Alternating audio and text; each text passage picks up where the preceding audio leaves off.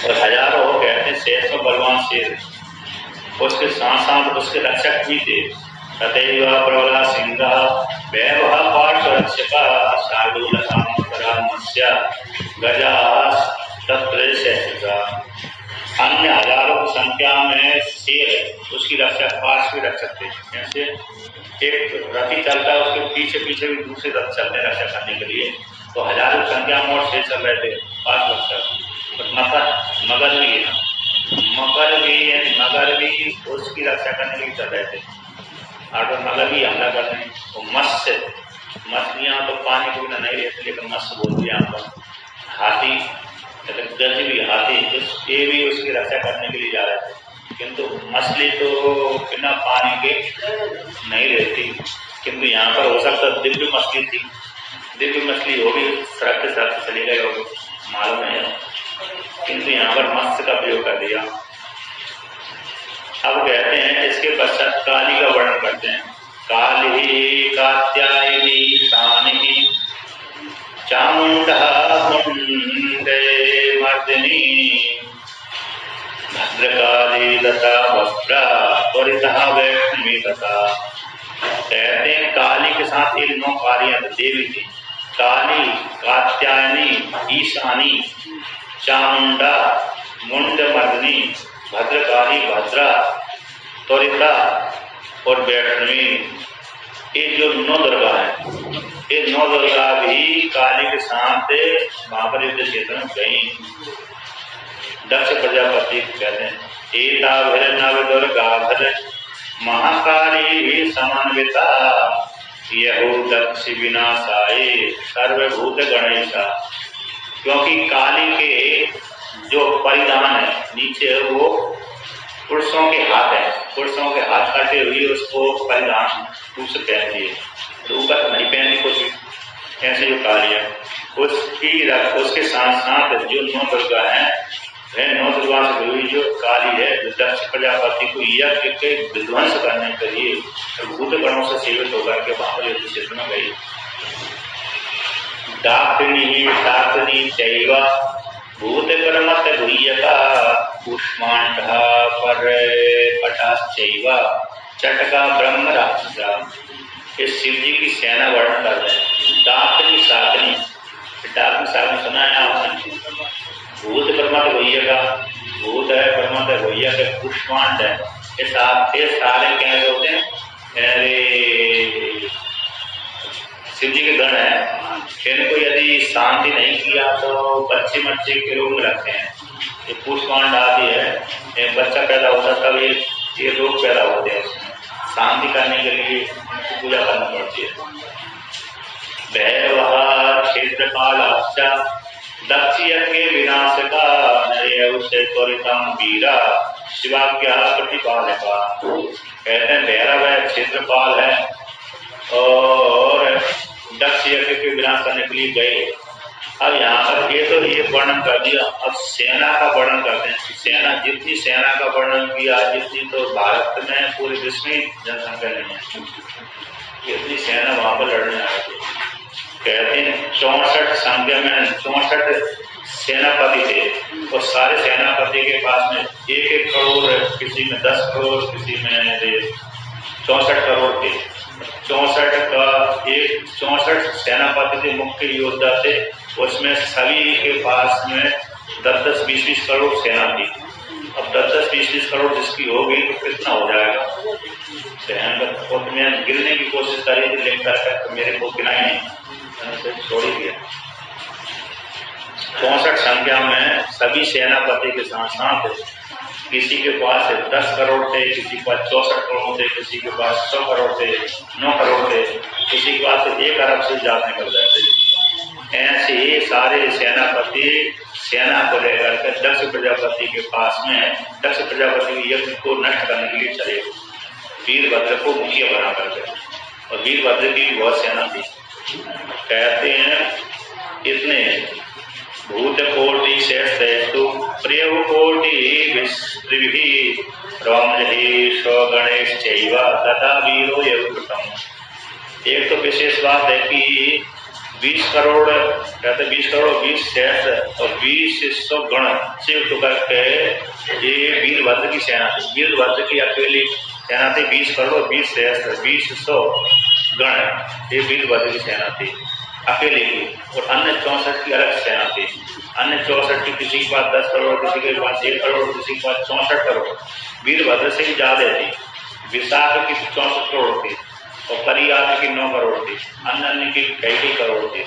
किसी के पास 6 करोड़, किसी के पास 12 करोड़, किसी के पास में और ज्यादा, किसी के पास 1 करोड़, 2 3 4 व्यक्ति के पास 64 करोड़ थी। अब वीरभद्र से कई गुना अधिक उनकी थी। यहाँ पर एक विशेष बात देते हैं कि 5 करोड़ शेष और 3 करोड़ रोम देश के कुत्ते लेके आए थे। रोम देश वो इटली को बोलते हैं, रोमन कहलाती इटली। इटली के जो कुत्ते होंगे रोमन देश से, क्योंकि यहाँ पर भागवत में पढ़ना आता है। गुण है, रोम है, ये भी यदि भगवान की भक्ति करें तो ये कल्याण उनको हो जाता है, मिलेक्स आदि भी। तो रोम देश के जो कुत्ते थे, और रोम देश के कुत्ते 3 करोड़ कुत्तों को लेकर चले थे। अब कुत्ते तो मांस पिए, रक्त का पान करें। 5 करोड़ शेष और 3 करोड़, 5 करोड़ शेष हो और 3 करोड़ हो गए। इतने रोम देश के उत्पन्न कुत्तों को लेकर गए, सोन को लेकर। फिर तो 5 करोड़ शेष हो गए। अब 5 करोड़ शेष और 3 करोड़ और। अब भगवान जान 5 करोड़ शेष कर दिया, शेष को 5 करोड़ साथ गुणा करेंगे कितने हो जाए, और 3 करोड़ और कितने रोम देश में उत्पन्न होने वाले कुत्तों को लेकर गए थे वीरवार। अब कितने होंगे वो तो हो सकता है उधर कुत्ती खाते होंगे उस काल में। ईसाई देश है ना अभी वर्तमान का, तो वहां पर ये उस देश रोमन इटली कहलाता है। इतने दक्ष प्रजापति की यज्ञ में वो विध्वंस करने के लिए गए। अब आगे कहते हैं, अब जैसे वो वहां पर पहुंचे तो आकाशवाणी कहने लगी, एक जन्म तब दक्षाद्या मुहमूढ़ो शिपावधि भविष्यति महादुःखम अनिवार्यम हरोद्भवम्। जब वो भगवान शिव जी की आज्ञा लेकर वीरभद्र कई अरब खरब संख्या में सेना को लेकर गया, तो जैसी सेना वहां से चल गई कैलाश पर्वत से, तो चलते चलते जैसी चलने लगी वहीं यहाँ पर देवताओं को भय उत्पन्न हो गया। तो भय उत्पन्न हो जाने से भगवान शिव जी विष्णु आदि शरण में गए। तो आकाशवाणी कहती है, ठीक है हे दक्ष आदि देवता, दक्ष से तुम्हारा धिक्कार है, तुम्हारा जन्म धिक्कार है। हे महामूढ़ दक्ष प्रजापति, तुम पाप वाले हो, पापी हो, तुमको शीघ्र ही महान दुख की प्राप्ति होगी। विष्णु आदि भी जो शिव जी के कारण तुमको महान दुख की प्राप्ति होगी। इस प्रकार से आहा पीनोते मूढ़ास तब देवा दया स्थिता तेषामपि महादुःखम भविष्यति न संशया। जो शिव जी का अपमान कर रहे थे उस काल में जो देवता आदि हाहाकार कर रहे थे, मतलब ठिठोली मार रहे थे, तो इस प्रकार से उनको भी दुख की प्राप्ति होगी। और जो खेद अभिव्यक्त आदि कर रहे थे यज्ञ में, जो देवता आदि आए तो देवता भी यज्ञ में शामिल हो गए। दधीची के रोकने पर भी उन सारे देवताओं आदि को भी दुख की प्राप्ति होगी। इस प्रकार से आकाशवाणी आदि ने कहा, क्योंकि जैसे ही वहां पर है शिव जी के लोक से कैलाश पर्वत से चलती सेना, उसी समय यहाँ पर अपशकुन चालू हो जाते हैं। यहाँ पर विघ्न उपस्थित आने लगते हैं, यहाँ पर युद्ध चालू हो जाते हैं। वहां पर जिनका जिस देश का नाश होने वाला है उस देश में उसी प्रकार के विघ्न देखने लगते हैं। पहले से ही स्वप्न देखने लगते हैं, विघ्न देखने लगते हैं, जिस देश का नाश होने वाला है। तत्छुट्वा आकाश वचनम दृष्ट्वा दृष्टानि तानि च दक्षा प्रापदोयं चाति परे देवादयोपि। ब्रह्मा जी कहते हैं नारद जी से, सूर्य जी समाचार कहते हैं कि आकाशवाणी को सुनकर के अरिष्ट उनको देखने लगे, यानी कष्ट दिखने लगे, अपशकुन दिखने लगे। अपशकुन को देख करके दक्ष प्रजापति भय से युक्त हो गया और देवादि भय से युक्त हो गए, विष्णु वन शरण चले गए। वे विमान सदह दक्षो विक्रस्याति चेतसी अगच्छत् शरणं विष्णु स्वगर्भोरिंदिरापते। कहते हैं दक्ष प्रजापति को भय उत्पन्न हो गया, देवताओं को भय उत्पन्न हो गया, वह विकल होकर के चित्त उसका सामने नहीं रहा और फिर भगवान विष्णु के शरण में चला गया। सुपर्णाम में भयाविष्ट संस्तूय च विचेतना अवोचते देव देवं तम विष्णु सौजन वत्सलम। विष्णु भगवान के पास में जाकर के वह शिव जी विष्णु भगवान की क्या स्तुति करी, हे स्वजनों की रक्षा करने वाले, हे देवों को देव महाविष्णु, आप मेरी रक्षा करिए, मेरी रक्षा करो। देव देव हरे विष्णु हो दीनबंधो कृपा निधि रक्षा विधातव्या भविता साधुरस्य च। दक्ष प्रजापति कहता है, हे देवों के देव, हे हरे विष्णु, हे दीन बंधुनाथ दीनानाथ कृपा निधि, मेरी रक्षा करो। आपको मेरी रक्षा का ध्यान करना चाहिए, क्योंकि मैंने आपको ही अध्यक्ष बनाकर आपकी सन्निधि को लेकर के मैंने यज्ञ आरंभ किया था, आपके बल को लेकर के। नहीं तो यहाँ पर बड़े का बल न मिला तो व्यक्ति यज्ञ करने में सोचता है, या तो स्वयं में सामर्थ्य हो तब यज्ञ करता है, अथवा दूसरे यदि स्वयं में सामर्थ्य नहीं है तो यज्ञ करना है तो दूसरे अपने इससे बड़े का आश्रय लेता है। ऐसे कृष्ण भगवान का आश्रय लेकर के पांडवों ने यज्ञ किया था। शृणु दक्षे प्रवक्ष्यामि तत्वतः शृणु मे वचा सर्वथा ते हितकरं महामंत्र सुखप्रदम्। जब पांडवों को मालूम पड़ा कि हमारे पिताजी की इच्छा थी कि मैं राजसूय यज्ञ करूं पांडु की, किंतु पांडु की राजसूय यज्ञ करने से पहले मृत्यु हो गई, किंतु इच्छा थी।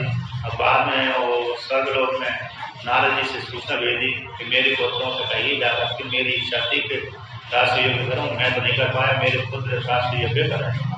जब युधिष्ठिर महाराज के पास में खबर आई तो उन्होंने राजसूय तो करना चाहिए, लेकिन चिंता व्यक्त कर दी। उस काल में महान योद्धा थे जरासंध में बहुत बल था, किस प्रकार से इसके साथ युद्ध करेंगे। बड़े बड़े राजा थे, कौरव तो लड़ नहीं सकते थे, किंतु वो जरासंध बड़ा प्रतिद्वंदी था, उसमें बल भी बहुत था, क्योंकि कई सौ राजा को उसने बंदी बना लिया था। उसको मारे बिना राष्ट्रीय पूरा नहीं हो सकता है, इसलिए कृष्ण भगवान का परामर्श लेकर के कृष्ण भगवान ने पहले उसको जरासंध को मरवाया, तब पर यज्ञ आरंभ हुआ। उसी प्रकार से यहाँ पर कहते हैं, हे भोलेनाथ, हे विष्णु शृणु, तो कहते हैं मैंने आपकी आज्ञा लेकर के आपको सन्निधि मान करके आपका बल प्रवास लेकर के मैंने यज्ञ आरंभ किया था। तो भगवान विष्णु कहते हैं, हे दक्ष शृणु मेरी बात, मैं तुम्हारे लिए तत्ववाणी बात कहता हूँ, तत्व से उक्त वाणी कहता हूँ, सुनो। हितकर मंत्र आकर से महामंत्र जो सबको देने वाला है, गूढ़ रहस्य आकर सो वचन तुमको कहता हूँ। सब उपदेश जो गूढ़ रहस्य होते हैं, सब उपदेश होते हैं, जिससे व्यक्ति सज्जन व्यक्ति उसको समझाते हैं। तो मैं समझा रहा हूँ तुमको। अब क्या ही कथा दक्षा तो यह तत्व जानता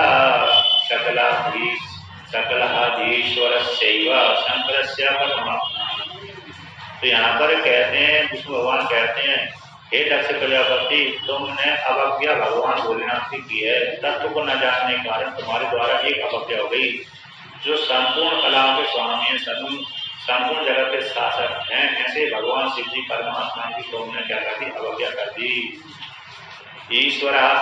ईश्वरावज्ञ सर्वं कार्यं भवति सर्वथा विफलं केवलं नैव विपत्तिश्च पदे पदे। कहते हैं ईश्वर की अवज्ञा कर देने से जितना भी कार्य है, सारा कार्य कैसे विफल हो जाता है। सफल वाला कार्य भी है वो भी विफल हो जाता है। और क्या हो जाता है, पद पद पर विपत्ति आने लगती है। यदि ईश्वर की अवज्ञा कर दी आपने, परमात्मा की अवज्ञा कर दी, तो परमात्मा विपरीत भी हो गया, यानी उसके जो उससे सुख होता है उससे विपरीत हो गया, दुख देने की उद्देश्य हो गया। कहते परमात्मा की अवज्ञा कारण, किसी महापुरुष का अपमान कर देने के कारण वो जो कार्य करने जा रहा है वो तो निष्फल हो ही जाता है, तो साथ साथ बाद में हो जाते विपत्ति भी आने लगती है। ऐसे बड़े बड़े महापुरुषों का अपमान कर देने से जो कोई खूब ज्यादा भजन करता है उसका अपमान कर दिया, कोई स्त्री पतिव्रता है उसका अपमान कर दिया, कोई साधु है उसका अपमान कर दिया, कोई गाय आदि को मार दिया। इससे जो ऐसे खराब करने वाले हैं, ऐसे व्यक्तियों का कार्य कैसे ज्यादा विफल होने लगता, फल वाला नहीं होता, तो उनको विपत्ति ही पद पर पे आने लगती है। अब यहाँ पर एक कहते हैं, भगवान विष्णु कहते हैं, अपूज्या यत्र पूज्यन्ते पूजनीयो न पूज्यते त्रीणि तत्र भविष्यन्ति दारिद्र्यं मरणं भयम्। जहाँ पर अपूज्य की पूजा होती है, जिस स्थान पर अपूज्य है उसकी पूजा होती है, जो पूजनीय व्यक्ति उसकी पूजा नहीं होती। तो ऐसे उस स्थान में ऐसे व्यक्तियों को कहते तीन भय की प्राप्ति हो जाती है। उसके पास में 3 वस्तु हो जाती है। एक तो दरिद्रता आ जाती है, एक मरण की प्राप्ति आ जाती है, एक भय की प्राप्ति आ जाती है। अगर जिस स्थान पर जहाँ पर अपूज्य व्यक्ति पूजित होता है और पूजनीय व्यक्ति पूजित नहीं होता, ऐसे व्यक्ति के ऊपर तीन साल आ जाते हैं। दरिद्रता आ जाती है, मरण आ जाता है, भय आ जाता है। इस प्रकार से भगवान विष्णु कहते हैं पूजा भी सावधान से करना चाहिए, ऐसा कहना के तात्पर्य है। सर्वाज्ञेय गणः सूरः निर्भया रुद्र विक्रमः असंख्याया सिंहनाथान् वही कुर्वन्तु वीर सत्तमा। तो इस प्रकार से जब भगवान विष्णु ने कहा, समझाया कि भगवान शिव की आज्ञा को लेकर के जो सूर्य, अरे शिव जी के जो गण हैं, वे निर्भय होकर के रुद्र के देश से संपन्न होकर के असंख्य की कोटि में आ रहे हैं। वो बड़े शेर के समान, जैसे शेर धाड़ता है उसकी जैसी धारणा से युक्त होकर के वे सारे कैसे रुद्र के गण आ रहे हैं, युद्ध करने के लिए आ रहे हैं। इसलिए हम चाहते हैं कि आप शरण में चले आए, क्षमा मांग लें, किंतु मैं भी उनके द्वारा जीता नहीं, उनके द्वारा उनको पराजित नहीं कर सकता। कहते हैं दक्ष कहता है, भवद्बलेनैव मया यज्ञः प्रारम्भितो महान् मत्ते सत्य कर्म सिद्धे विष्णु प्रमाणं तुम प्रभा महाप्रभु। दक्ष प्रजापति कहते हैं, हे भगवान विष्णु, मैंने आपके बल को लेकर के ही जो महान यज्ञ आरंभ किया था, सत्य कर्म की सिद्धि के लिए वेद आपको प्रमाण मान करके कर्म करता है। आप ही प्रमाण है, महाप्रभु हैं, इसलिए आपको प्रमाण मान करके वेद कहते हैं कि आप प्रमाण हैं। इसलिए सारे कर्मों से सिद्धि के लिए आप प्रमाण है, इसलिए आपको निमित्त बना करके आपको बल लेकर के ही मैंने ये यज्ञ आरंभ किया था, नहीं तो मैं ऐसे भी नहीं करता रहा। इसलिए ऐसा कहा दक्ष प्रजापति ने। तो दक्ष प्रजापति कहते हैं, विष्णु कर्मणां साक्षी यज्ञानां प्रतिपालकः धर्मस्य वेदगर्भस्य ब्राह्मणस्त्वं महाप्रभो।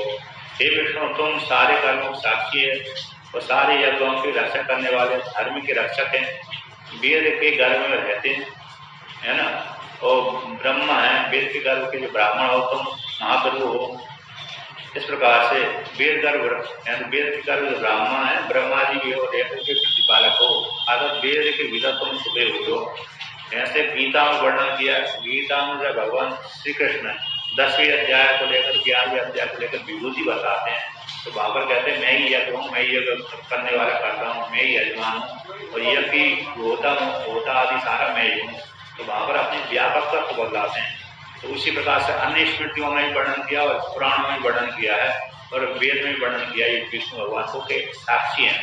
तो दक्ष प्रजापति कहता है, आपको साक्षी मान करके, आपको प्रणाम मान करके मैंने यज्ञ किया था, और आप ही पर्यंत मेरे को 20 धारा छोड़ देंगे फिर किसकी शरण में जाऊंगा। जब इस प्रकार से कहा तो विष्णु भगवान कहते हैं, मया रक्षा विदा कर्तव्या तब यज्ञस्य दक्ष वही तो मम गुणः सत्यो धर्मस्य परिपालनम्। कहते हैं भगवान विष्णु कहते हैं, हे दक्ष प्रजापति, तुम्हारे यज्ञ की रक्षा मेरे द्वारा की जाएगी, करूंगा, क्योंकि मेरी ये प्रतिज्ञा कि मैं धर्म का पालन करता हूँ। मम प्रण, मेरा एक प्रण है कि मैं सत्य धर्म का पालन करने वाला हूँ, रक्षा करने वाला हूँ। फिर भी अब शिव जी के साथ तुमने बड़े साथ विरोध पैदा कर लिया, फिर भी मैं उस यज्ञ की रक्षा करूंगा और ये जो हर कोशिश रहेगी, हर कोशिश करूंगा किसी प्रकार से यज्ञ नष्ट न हो। और भगवान विष्णु कहते हैं, केवलम ज्ञानम आश्रित्य निरीश्वर परानरा निरिहंते ही गच्छन्ति कल्पकोटि शतांचा। कहते हैं जो व्यक्ति ईश्वर को न मान करके ईश्वर को न मानकर कहते केवल ज्ञान को आशा करके कर्म करते हैं। ईश्वर मतलब ब्रह्म को न मानकर, मतलब कर्म ही फल देता है, कर्म ही फल देता है और ईश्वर को स्वीकार नहीं करते। सामान्य ज्ञान है, ब्रह्म ज्ञान को नहीं मानते, केवल स्वर्ग वाला ज्ञान मानते हैं। ऐसे ज्ञान को, सामान्य ज्ञान को आशा करके ईश्वर को नहीं मानते, ऐसे व्यक्ति कहते नरक आदि को प्राप्त होते हैं। अकांड प्रलयस्माकं आगतोऽद्याहि हा हा हा हा हा बता तवेदानी नासु अस्माकं उपस्थिता। इसके पश्चात भगवान विष्णु भगवान ने दक्ष प्रजापति को समझाया, फिर भी मैं तुम्हारी रक्षा करूंगा, ऐसे बोल रहे थे। उसी समय उधर से शिव जी के गण आ गए और शिव जी गण है वहां पर यज्ञशाला थी, वहां पर आ गए, विध्वंस करने लगे। तो यहाँ पर कहते हैं जब विध्वंस करने लगे तो उनकी रक्षा करने के लिए जैसे शिव जी गण हरिद्वार में आए तो शिव को यज्ञ मंडप जहाँ होगा उसको कांतन क्षेत्र में उस यज्ञ मंडप को नष्ट करने लगे। तो उसको देख करके भगवान विष्णु भी अपने अस्त्र शस्त्र लेकर के उनसे युद्ध करने के लिए आ गए। तो सारे देवता भी युद्ध करने के लिए आ गए। कहते हैं देवताओं के साथ युद्ध हुआ। वृषभ देवान यक्षान सात्य गणान भूयकान चारणान्यपि शूलघाते सते सर्वे गणा वेगात जगनिरे। कहते देवता है, यक्ष है, सात गण है, भूयक है, चारण आदि है, एक दूसरे के ऊपर प्रहार करने लगे। तो शिव जी के गण यहाँ पर वर्तमान काल में प्रधान होते हैं। जहाँ पर शिव जी की महिमा गाते हैं वहां पर शिव जी गण दिखते हैं, और जहाँ पर विष्णु भगवान की ग्रंथ है वहां पर विष्णु भगवान की भक्ति जीतेंगे। तो कहते हैं शिव जी के गणों के आगे सारे देवता फैल हो जाते थे। जो भी इंद्र देवता आदि लड़ते थे वे सारे इंद्र आदि देवता वीरभद्र के द्वारा हारे जाते थे। गुरु बृहस्पति ताते प्रज्ञा दयानिधे शीघ्रम बदच्छतो नहा तो अस्माकं जयो भवेत्। जो जितने भी देवता थे युद्ध कर रहे थे, इसके बाद इंद्र आदि देवता भगवान बृहस्पति के पास में गए तो कहने लगे, हे बुद्धिमान, हे दयानिधि, हे गुरु, आप हमको बताइए किस प्रकार से हमारी विजय होगी। जब इस प्रकार से उन्होंने बृहस्पति से पूछा देवताओं ने, तो देवताओं की वाणी सुनकर बृहस्पति कहते हैं, यदुक्तम विष्णुना पूर्वम तत्सर्वं जातं अद्यवि तदेव विगुणोमि इंद्रं सावधान तया शृणु। बृहस्पति कहते हैं कि इंद्र देवता, पहले भगवान विष्णु ने जो कहा था कि हमारी दक्ष प्रजापति की यज्ञ में आटा से दधीचि मुनि के साथ के कारण हमारा पराभव होगा, अतः हम हारे जाएंगे। तो इसलिए निश्चित रूप से देवताओं की यहाँ पर हारी होगी। इस प्रकार से तो जो भी देवता वीरभद्र के साथ युद्ध कर रहा था वो हार जाता था। वीरभद्र के द्वारा, वीरभद्र तेज के आगे सारे देवता हार जाते थे। अब आगे कहते हैं विष्णु भगवान भी हार जाते थे, ब्रह्मा जी हार जाते थे, और देवता तो टिक नहीं जाते। यहाँ पर युद्ध होता था भयंकर, वहां पर देवता आ जाते थे। अब विष्णु भगवान के साथ युद्ध का वर्णन करते हैं। कहते हैं विष्णु भगवान का वीरभद्र के साथ युद्ध हो रहा था, तो भयंकर युद्ध हो रहा था। उसमें विष्णु भगवान के पास सारंग धनुष है, तो भगवान विष्णु का नाम सारंग धनुष धारण करने का सारंग पाणी कहलाता नाम। तो यहाँ पर सारंग धनुष के लेकर के भगवान विष्णु वीरभद्र के साथ युद्ध कर रहे थे। तो कहते हैं यहाँ पर तथा स्तंभे निर्मुक्तः सारंग धनुः रमेश्वर सारंगम जग्रहस्ता क्रुद्ध सौदनुं ससरं मुने। कहते भगवान विष्णु ने वीरभद्र के ऊपर बहुत से अस्त्र शस्त्र चलाए। इसके पश्चात धनुष, सारंग धनुष के ऊपर भगवान विष्णु ने बाण रख करके वीरभद्र के ऊपर फेंका। तो कहते हैं त्रिभी दर्शितो बाणेश तेन सारंग धनुर्हरे वीरभद्रेण तत्तात कृतः भूत तत्क्षणात् मुने। जब इस प्रकार से विष्णु भगवान ने सारंग धनुष के ऊपर बाण रख करके वीरभद्र को मारा, तो वीरभद्र ने भी अपने धनुष के ऊपर बाण रख करके सारंग धनुष के 3 टुकड़े कर दिए। यहाँ पर तो सारंग धनुष भी भगवान विष्णु पर टूट गया। इसके पश्चात आप कहते हैं अत विष्णुरमया बाण्या बोधितस्तं महागणं असह्य वर्षं व्याप्त्वा यन्तधातुं महात्मनो उद्धरे। इसके पश्चात भगवान यहाँ पर कहते अत विष्णु मया वाण्या बोधित से भगवान ब्रह्मा जी नारद कहते सूर्य जी सोनकाल विष्णु कहते हैं कि मेरी जो सरस्वती वाणी है उस वाणी ने भगवान विष्णु को समझाया कि हे विष्णु ये वीरभद्र तुम्हारे द्वारा जीता नहीं जा सकता। ये वीरभद्र का जो तेज कैसा असह्य है, जब असह्य जान लिया भगवान विष्णु ने कि ये वीरभद्र मेरे द्वारा जीता नहीं जा सकता, इसलिए विष्णु भगवान वहां पर पराजित हो गए। विष्णु भगवान ने सोची यहाँ से भागना ही ठीक है। तो जब वीरभद्र के द्वारा हार गए तो वीरभद्र के द्वारा हार जाने से भगवान विष्णु वहां से दक्ष प्रजापति की अंतर ध्यान हो गए। जब अंतर ध्यान हुए तो ब्रह्मा जी देखा जब विष्णु भाग गए तो मेरे को रुकने नहीं चाहिए। विष्णु भगवान ब्रह्मा जी भाग गए। ज्ञात्वा च सर्वं इदं भविष्यं सति गतं दूसरे प्रसह्यं परेषां लता सलोकं स्वगुणां वितास्तु स्मृता शिवं स्वपतिं स्वतंत्रम्। इसके पश्चात ब्रह्मा जी ने देखा कि सारा जो सती के द्वारा दिए गए श्राप के कारण फल की प्राप्ति हो रही है और यहाँ पर हमको हमारा जीतना मुश्किल है। इस प्रकार से ब्रह्मा जी अपने गणों के साथ कुछ पुत्रों के साथ ब्रह्मलोक को चले गए। भगवान विष्णु अपनी सेना को लेकर के अंतर्धान हो गए, वैकुंठ लोक को चले गए और ब्रह्मा जी अपने लोक को चले गए। तो देवता को पहले से डर के मार भाग गए। जब देखा आगे सत्यलोक ततश्चाहं पुत्र शोकेन पीड़िता चिंत्यं दुःखार्तो मया किं कार्यम् अद्य वै। भगवान ब्रह्मा जी अपने पुत्र शोक के द्वारा पीड़ित होकर के ब्रह्मलोक को चले गए और फिर वहां पर जाकर सोचने लगे अब मेरा कार्य क्या है, अब आगे कैसे किस प्रकार से लक्ष्य प्रजापति का यज्ञ फलीभूत होगा। इसके पश्चात आप कहते हैं समूहे ध्रुवम् आलक्ष्य विध्वंसं च महामकं निर्गरो मृगस्वरूपो यज्ञो हि महाभीतो विद्धु ध्रुवे। इसके पश्चात दक्ष प्रजापति का यज्ञ के अंदर चले गए वीरभद्र। तो वीरभद्र ने देखा कि जो यज्ञ पुरुष था वे उस यज्ञ पुरुष को वह भगवान वीरभद्र के डर के मारे भागा था। कुछ यज्ञ मंडप आदि गिरा दिए थे, किंतु यज्ञ पुरुष को देखा कि ये तो मेरे ऊपर ही मारने की आया। यज्ञ पुरुष क्या हुआ, मृग का रूप धारण करके भागा। जब मृग का रूप धारण करके भागा तो उसी समय वीरभद्र ने उसको देखा कि ये तो भयभीत हो गया कि यहाँ से भाग रहा है, मृग रूप धारण करके भाग रहा है, तो उसको पकड़ लिया। तम तदा मृग रूपेण धावन्तं गगनं प्रति वीरभद्र समादाय बीसरस्ते मता करोत। जब मृग का रूप धारण करके यज्ञ पुरुष भगवान विष्णु कहलाते हैं, तो यज्ञ पुरुष से मृग का रूप धारण करके आकाश मार्ग से गमन कर रहा था। तो उसने वीरभद्र ने उसको दौड़कर पकड़ लिया। पकड़ करके वीरभद्र ने क्या किया, उसको यज्ञ पुरुष को गर्दन अलग कर दिया, बिना सर के कर दिया यज्ञ पुरुष को।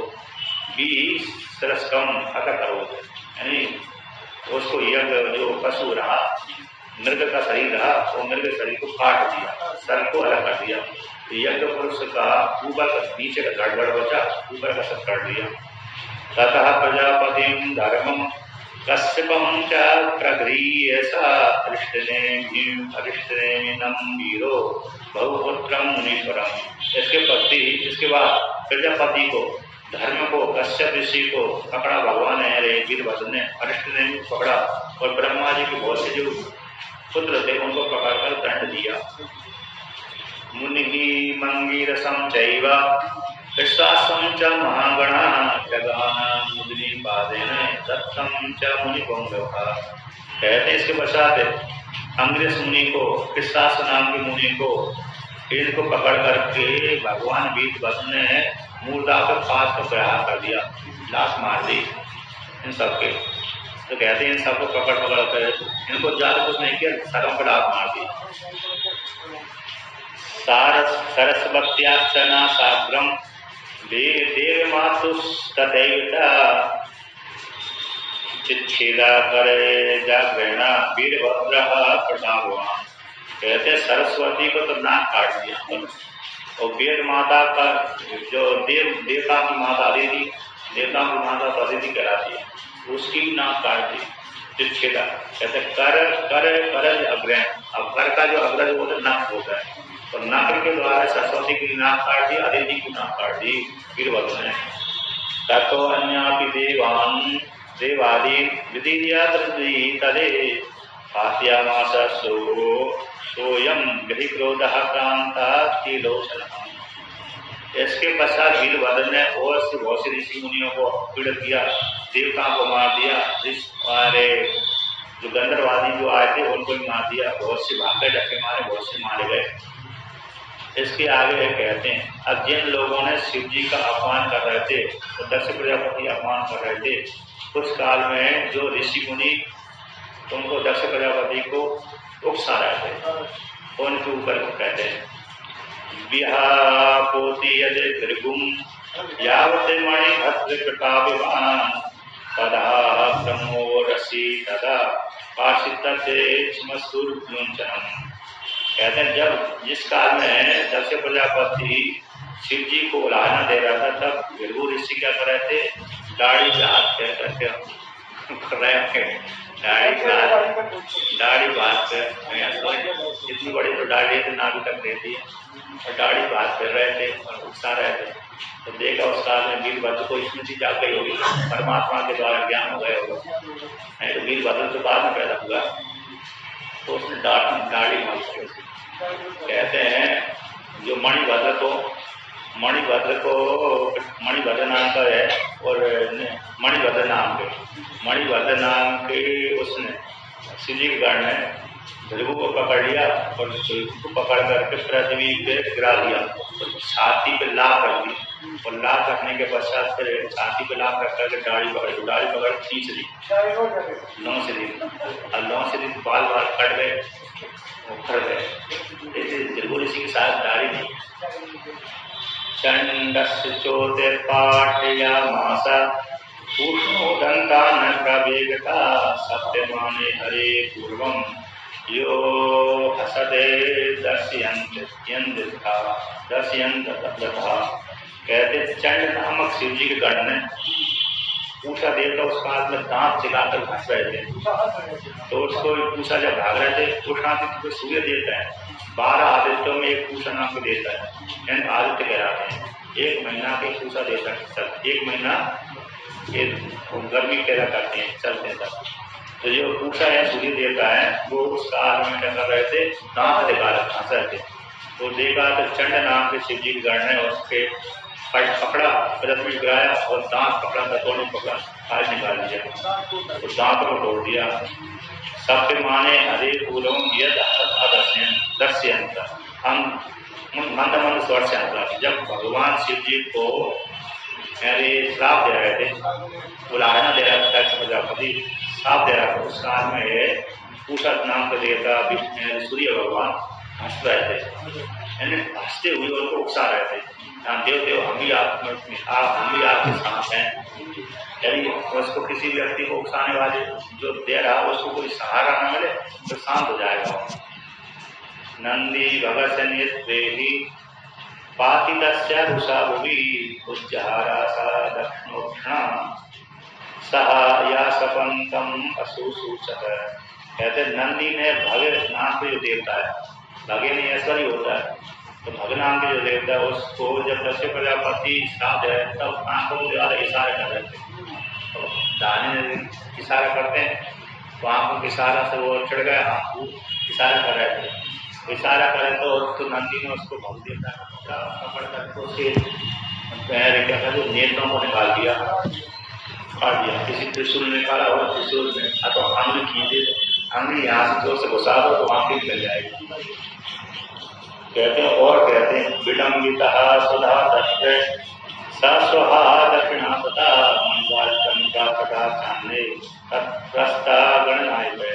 और भी गणेश्वरों ने कहते स्वाप है, स्वदा है, दक्षिणा को है, मंत्र को, तंत्र को, इन सबको जो स्वाप स्वदा जिसके अधिकारी देगा उनको मैंने क्या दंडित किया। अब कहते हैं अंतर वेदांतर्गतम निलीनम तद भयात्वलात् आनिनाय समज्ञाय वीरभद्रेशो भूषकम। इसके पश्चात अब दक्ष प्रजापति को विशेष जब तक दक्ष प्रजापति मरता नहीं है तब तक यह तो नष्ट नहीं होता, तो यह मुख्य यजमान को मारने के लिए गए वो कहते अंतर्वेदी में गए और अंतर्वेदी में घूमने लगे तो दक्ष प्रजापति का है, दक्ष प्रजापति का है, तो वहां पर उसको वीरभद्र ने पकड़ लिया। अंतर्वेदी का मुख्य जो वेदी होगी वहां पर पकड़ लिया। पकड़ने के पश्चात कहते हैं कपोरेश्य भीत्वासु खड्गेन उपहृतं शिरा अवेद्यम अभवत् तस्य उपयोगे भावता। इसके पश्चात पकड़ करके वीरभद्र ने उसको पहले तो बाणों से मारा, तलवार से मारा, वैसे बाणों से नहीं मारा, तलवार से नहीं मारा। तो देखा कि ये तो ऐसे मर ही नहीं गया, अविद्य जाना। तो देखा योग के प्रभाव से दक्ष प्रजापति मारे नहीं थे वहां पर। अब वीरभद्र ने देखा कि ये तो मेरे से मर ही नहीं गया, तलवार के द्वारा भी नहीं मारा और अस्त्र शस्त्र के द्वारा भी नहीं मारा। तो नहीं मरा तो इस पुराण में अनुसार तो क्या किया उसने, अवेद्यम तच्छिरो मत्वा शस्त्रास्त्रैश्चतु सर्वशा मरण प्रोटिया मासा पदेभ्याम आक्रम्य छोरसी। जब देखा कि अस्त्र शस्त्रों के द्वारा उसका सिर नहीं कट रहा, मर नहीं रहा, तो उसने दक्ष प्रजापति का जो अस्त्र शस्त्रों के द्वारा नहीं मारा गया, वो सिर नहीं कटा, उसके दक्ष प्रजापति के सिर को अविद्य जान करके उसने क्या किया, फिर दक्ष प्रजापति को जमीन पर गिराया और दोनों पैरों के द्वारा जमीन पर गिरा कर दोनों पैरों को उसके ऊपर और छाती कर दिया और दोनों पैरों को छाती पर रख करके क्या किया, एक हाथ से उसको सर को काट दिया, सर को मोड़ दिया तो मोड़कर सर ही टूट गया। जब सर टूट गया तो सर को उठा कर आगे निकाल दिया। तच्छिरस्य दुष्टस्य दक्षस्य हरिहरिणा अग्निकुंडे प्राक्षेपा वीरभद्रो गणाकर्णे। इसके पश्चात दोनों पैरों के द्वारा उसको कुचल करके छाती पे चढ़ करके भगवान वीरभद्र ने हाथ के द्वारा तोड़ दिया, मरोड़ दिया। जैसे किसी राक्षस ने एक ब्राह्मण का सर तोड़ दिया खाने के लिए, उसी प्रकार से इसने क्या कर दिया, सर को तोड़ दिया, तुरंत टूट गया। भगवान को उठाई तो टूट गया तो सर को लेकर के दक्ष प्रजापति के जो सिर है उस सिर को लेकर के जो शिव जी के साथ पैर रखा था उसको अग्निकुंड में डाल दिया, जिससे मुख से उसने भगवान शिव जी को बोला था बड़ा वाला, उस मुख को उसने अग्निकुंड में डाल दिया और सारा यज्ञ विध्वंस कर दिया। तो विध्वंस